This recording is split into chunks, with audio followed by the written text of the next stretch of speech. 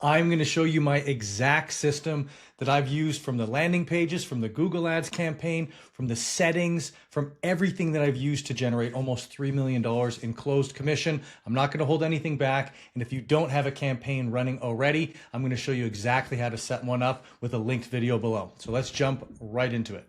There we go. So if you don't have a campaign running already, I'm going to link this below in the description as well as in the pinned comment. This video right here is a complete setup campaign video for Google Ads. So if you're a realtor and you don't have a campaign running or your campaign's not doing very well, go and follow this step by step. There's a cheat sheet, literally exactly the keywords, everything to set up for a Google Ads campaign that will crush. And then once you have that done, then I'm going to set you up and I'm going to show you exactly what the keywords are, or sorry, what the landing pages are, all that sort of stuff here in a second.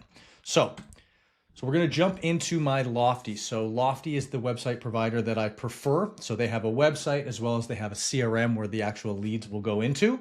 So we're going to start with landing pages. So once you have the ad done, you're going to have a landing page that they actually go to.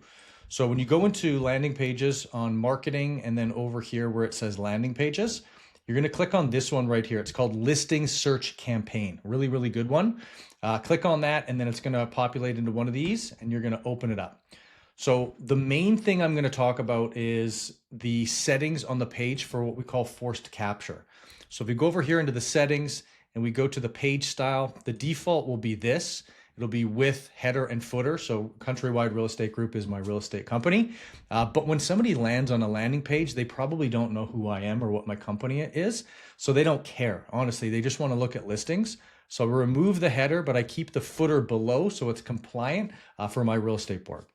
So scrolling down, this is the big one right here, trigger registration on. So listing detail pages, meaning when they click one of these pages, and I'm going to trigger it on number of page views, meaning 1. So as soon as they see this list, it's not going to trigger, but they're going to be able to look through this grid, if you will, of listings. And then as soon as they click on one, it's going to pop up and it's going to do what we call forced capture, asking first name, last name, email, and cell phone number. Really, really important that we have that on forced capture 1. If you put it on 2 or 3, or you put it on browsing time, which is a particular way to do it here, where you acquire it after like they viewed the listing for 10 seconds. I've seen a ton of people try a ton of different variations of this, and I've done the same myself. And ultimately, the most leads and the highest quality traffic is going to come from just on the first listing view. Use a different setting at your peril. I've tested this over almost 100,000 leads myself, and I've talked to the chief technology officers of a bunch of real estate CRMs. Millions of leads generated. This is the default. This is the best practice. So scrolling down, you can decide whether you want to add third-party registration, Facebook and Google. This means they can click a button and then it just automatically logs them in when they click the button again through their Facebook or Google account that's already logged in on that computer or that device. You can do this. The lead quality will go down a little bit because sometimes they'll have old emails or cell phone numbers or something there. But your cost per lead will go down, and the number of leads or the volume of leads will go up if you turn this on. So I prefer to turn it on to see how it goes. And if you want the quality to get a bit higher, just uncheck these and you'll be good to go. We scroll down to the very bottom. There's this little box right here that says show chatbot.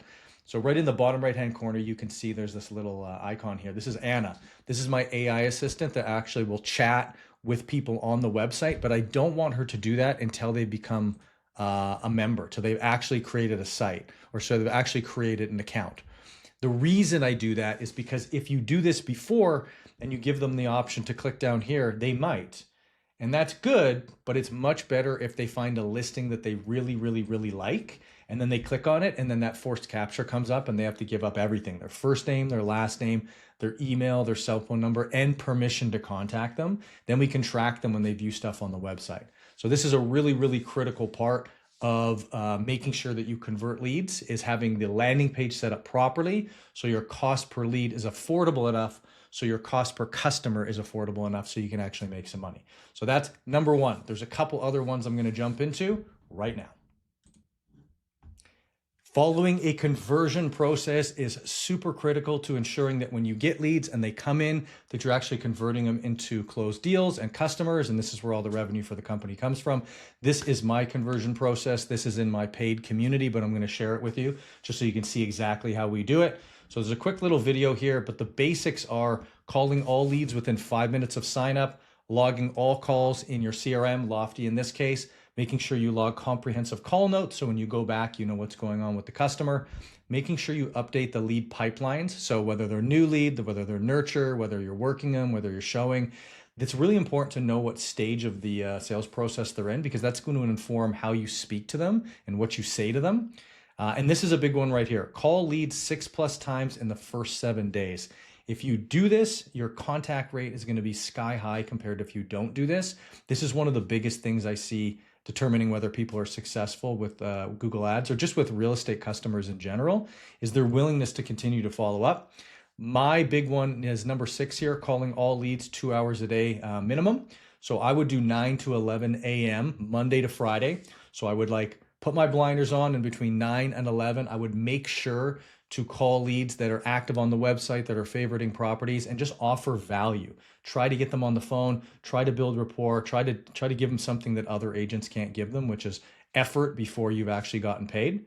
And make sure you hit your daily conversation goal. If you don't have one, 15 is a great one. If you're putting 15 conversations with new people per day, Monday to Friday, that's a solid $100,000 to $200,000 in gross commission as a realtor in my experience. So do that. So what I'm going to do is I'm going to show you exactly during that 2-hour calling session what I would do with these particular leads to convert. My average was about 5 deals per month when I was in production. So let's jump over to the CRM and I'll walk you through it. So let's say there's a particular customer here that I wanted to talk to. So I'm going to just click on one randomly that has signed up. It opens up. Let's say I wanted to leave a really good impression on this particular customer because they look like the kind of customer as far as price range, area that I really, really want to have a good experience with. And I really want to convert into a customer on my own. So what you do is you click on, first off, you call them, of course. This is all assuming that you haven't been able to get them on the phone. That's the first thing we do, and we'll jump into the calling in a second. But let's say we haven't got them on the phone, and we really just want to wow them. So let's say this property right here on Cold Drive in East Meadow, New York. Let's say they'd looked at this property multiple times, like 5 or 6 times. If that was the case, what I would do is I would click on email, and then I would click on this little button right here. It's going to pop up and it's probably going to say error because I'm actually on the recording right now. I'm actually recording this video with you right now, but I click on record a new video. This is a bomb integration.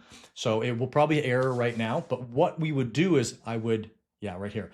So it would have my face, like the one you see in the bubble right now, it'd have it here. And then what I would do is I would say, Joe, like let's say this person's name is Joe. I go, Joe, really appreciate you registering on the website. There's a property in New York that I think may be of interest to you. I'm going to attach it below with some details and some stuff that you can't get anywhere else. I'm going to attach the title search, the property disclosure statement.